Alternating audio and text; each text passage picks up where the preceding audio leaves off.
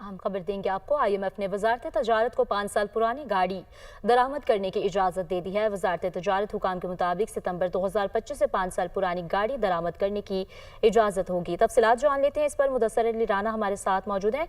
मुदस्सर, मज़ीद हमें अपडेट कीजिएगा इस पर।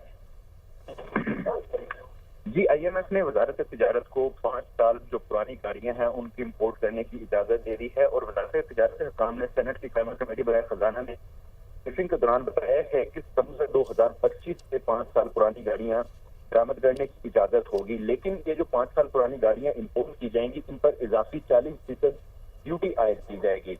वजारत तजारत हुकाम की जानिब से इम्पोर्ट पॉलिसी पर ब्रीफिंग के दौरान बताया गया है कि इंफरादी तौर पर ये कमर्शली लिहाज से जो गाड़ियां इम्पोर्ट करवाई जाएंगी उन पर 40% इजाफी ड्यूटीज